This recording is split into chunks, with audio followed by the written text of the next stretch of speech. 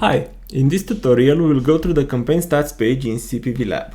The campaign stats page can be accessed from the stats menu, and it is one of the most important report pages in CPV Lab. It shows aggregated data based on the clicks tracked in your campaigns.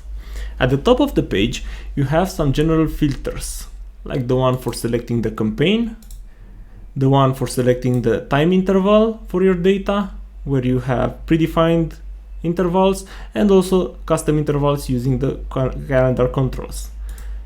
You have a drop down for selecting between active and inactive items that should be displayed, and also drop down for selecting the chart view from this page. You can select another view and the chart will automatically reload. Here you have a breakdown of the visitors in your campaign to show the amount of mobile visitors, the direct visitors in the campaign, and also block visitors, which are clicks attributed to bot traffic and fraud traffic. Scrolling down, we have a campaign summary with the most important data about visitors, click conversions, and the profits in the campaign. This page has 5 different reports: the target performance, the ad performance, which is available for campaigns with a CPC cost model, the landing page performance, the offer performance, and the campaign performance report. Each report is very flexible and easy to customize by selecting columns from the columns dropdown. You can either add columns in the view or remove columns from the view, and the report will automatically reload. Also, each report can be exported in a CSV format, which can be opened with programs such as Excel. You also have a chart for each report with different metrics that can be displayed. And also, each report can be sorted easily by clicking on the column headers, both ascending and descending. Now, the target performance report shows data based on keywords or targets that were tracked in your campaign. You have all the metrics to optimize campaigns, like details about visitors, the clicks, the engagement rate from your page, but also the cost and the revenue data. If you want to add new columns here, then you can do this easily from the columns dropdown. For example, if I'm also adding the add column, then which I can drag and drop where I want it to be placed, then I have a breakdown of the data for both keyword and ad. You can see that I can easily sort and see the keyword and ad combinations and which ones perform better in my campaign. If I want to add some extra tokens that I'm capturing, I can also do that by selecting them from the columns dropdown.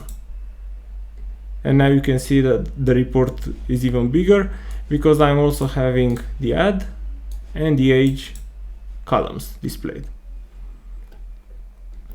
The ad performance shows data based on the ad values that were tracked in the campaign.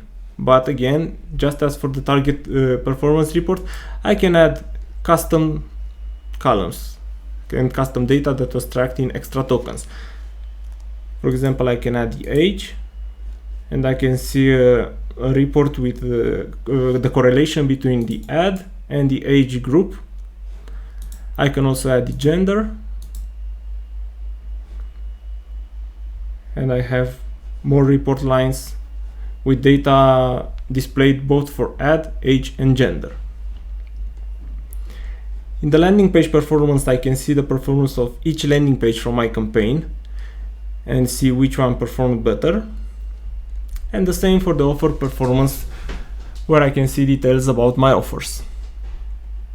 The campaign performance is just one line report that shows the general performance of my campaign across all landing pages and all offers. Below each report, you will see an actions drop down. These are the actions that you can perform to your landing pages, keywords, or offers. For example, if I select this landing page, I can make it as inactive. I will confirm here. And now you can see that it was marked as inactive in my campaign. The same with the offers. If I want to make an offer inactive, just select that from the drop-down.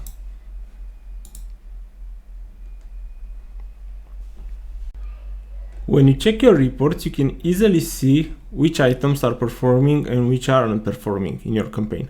Look for the green items to show positive performance and for the red items to show something negative. Here in the ad performance, I can easily see that ad 5 wasn't delivering, while ad 3 and ad 4 were delivering good results. And that's an overview of the campaign stats page. Feel free to play with it, choose your columns, that group data from the columns drop down, and let us know if you have questions or if you need anything else added to this page.